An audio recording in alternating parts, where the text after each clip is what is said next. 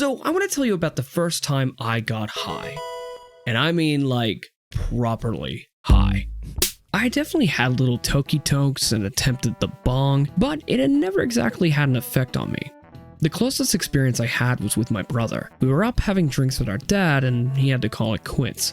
My brother then disappeared and shortly after returned with a pipe and some of the devil's lettuce. I was excited to go for it, but all that happened was my heart rate increased and I was left alone to sleep on a couch in the dark. But in this story, I got really drunk and really high. So I was going to a buddy's party, might have been his 18th birthday, but I honest to God do not remember. To start the night, I socialized with a mix of Coke and whiskey in my hand. Now, I'm an awkward motherfucker normally, but when I'm drinking, I am a social butterfly. I'll swoop in and become the life of the party, up until the next day where I die. I noticed that drinking games were getting set up, and Lord knows I ain't gonna turn down some drinking games. I approached the table and noticed they are setting up for King's Cup. If you don't know what it is, I'll try and explain it quickly. Pretty much, you have a standard deck of cards spread out around the King's Cup. In this case, the King's Cup was a bucket. Classy. And you go around in the circle with people taking turns of picking a card and doing what that card correlates to. And if someone fails that task, they then have to drink. It's more technical than that, so I'm gonna throw the rules up because I ain't gonna go through them all with you. You can f*** off, bud. But the main rule that has the impact is the king. If you draw it, you must pour the rest of your drink into the King's Cup. And once the final king is drawn, that person has to pour the drink in and then scull the rest. Now, that doesn't seem too bad, like definitely nasty ass because it's 4 different drinks mixed together. But this was an 18th birthday, I think. And I don't exactly remember, but I'm pretty sure that we used 2 packs of cards. So that's 8 different drinks going into the bucket. And wouldn't you know it, I drew the final king. And bro, this was not like Yugi drawing Pot of Greed, alright? This was more like go directly to jail, do not pass go, do not collect $200. That shit hurted, but I wasn't gonna be a bitch about it. Though I did request to not chug it all in one hit so I didn't end up in the ICU. I smashed it down in a few chugs like a Chad though. But my god, the flavor of Jaeger, vodka, whiskey, beer, gin, disgusting! But it's okay, because I was a champion and kept on going. Even though I was beyond belief already. So my next triumphant interaction was for me to approach someone I went to school with, known for being one of the best dancers in the whole school, and challenge him to a dance-off.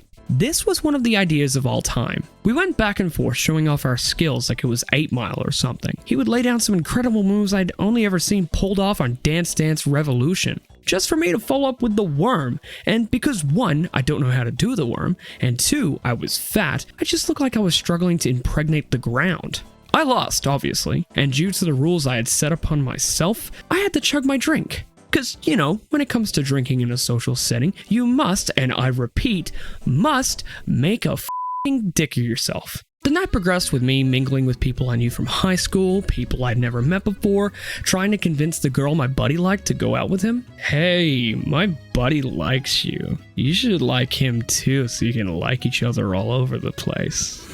So I'm absolutely sloshed beyond belief. My brain is heavy and I can't see straight, and sure enough, one of the people I mingled with earlier that night has happened to bring some of the smoky and his little friend, the pipe. Of course, being under the influence of one thing, I wanted to ingest another. So he offered it up, and I swear the look on my face was like a kid in a candy store. So I took hold of it and had a strong toke to make sure the smoke in my lungs really shared a connection down there, and then I let it sit. I was waiting patiently for like 5 minutes and was disappointed that nothing was happening. So I asked for more, and he was chill and gave me some more, so I hit it, and this time I sucked it so hard. That sounds so bad. And this time I sucked in so hard, the seeds popped into my mouth. I was taken aback by this and was like, nah bro, I'm good now. I just got plant nut in my mouth. As time passed, I started to feel it kick in. This sensational buzzing in my head. I felt sort of dizzy, but it was a good dizzy. I never experienced anything like it. Slowly but surely, I could feel it moving down my head, to my neck, and to my shoulders. At this point, it had been about 20 minutes or so, and I hadn't even taken notice that my heart was racing. But the moment my brain switched on to the fact, it was all over, folks. Hello? Panic attack. I started panicking, but I wasn't relentlessly pacing or hyperventilating. I was as calm as a cucumber on the outside. No one would have even realized anything was going on, but inside I was just... So I wandered off and tried to calm my panic, and I found a nice big lounge chair to sit on inside. One of my friends took notice that I had separated from the group and decided to come and check on me. He just looked at me and was like, "Hey man, you alright?" And I looked at him with the calmest expression on my face and said, "I think I'm dying." He laughed hard, like too hard. My existential panic was apparently comedic gold to him. He then just left me to separate from my physical form all by myself on his 18th birthday. Maybe his 18th. Time had slowed down and all I could feel was the buzzing passing through my body and my heart pounding out of my chest. It was the best, worst experience of my life. And that's the end of the video. Thanks for watching. Bye.